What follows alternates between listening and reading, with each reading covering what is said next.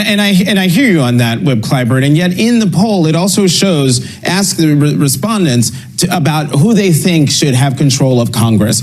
47% say that Democrats should have control. 46% say that Republicans have control. But what I found concerning in that poll is that since April 2021, the percentage of people who believe that Republicans should have control of Congress has been inching up. So despite what you're saying about not having a governing partner, the American people seem to be slowly but surely thinking, hey, maybe the Republicans should be given a shot, given the gavel back in the House.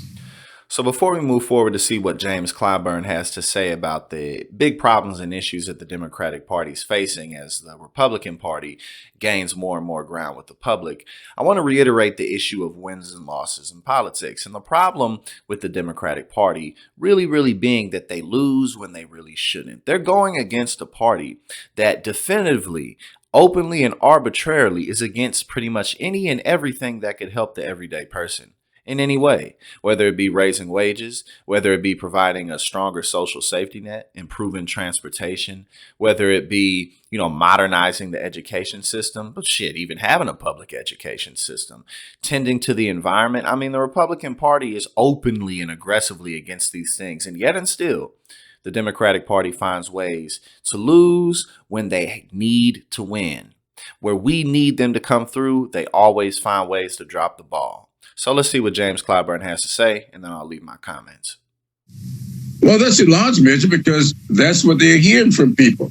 And I've been saying to my party quite a bit these days, let's stop mimicking what the Republican talking points are.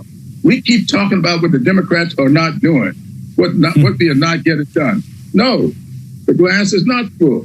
It's only half full. So let's see what we can do by focusing on that part of the glass that is half full rather than keep concentrating on that half empty part. Mm-hmm. We're only 20% into this administration, and you seem to be judged on 100% of what our goal is. Now, that's actually very true. One of the bigger issues that the Democratic Party faces is that they're always losing the messaging battle, the branding battle against the Republican Party. And a big reason for that is because they're just simply not aggressive enough. Where they do have wins, where they do make benefits for the public, they don't really spread the message enough to where people can hear it or even know about it. And so the theme of Democrats do nothing carries on. And even though we know the Republican Party is as destructive as it is, well, at least they get things done, quote unquote. At least they move the ball forward. At least they follow through with what they say. And that projects strength and, oddly enough, trust, because that's just kind of how we work psychologically as people. Now, again, the bigger issue that the Democratic Party is facing is that the times we live in call for more transformative measures. You can't keep passing these quarter measures, less than half measures, these quarter measures, and expect people to really even feel it or notice it when they're drowning in debt, when they are drowning in despair and don't know how they're going to make things work moving forward. We have a whole education system that needs overhaul, a financial system that needs overhaul, tax system that needs overhaul, healthcare system that needs overhaul. And these little by little Band-Aid efforts and fixes just simply aren't going to cut it when you have the other side that's so aggressive and so dedicated to fulfilling their crazy mission.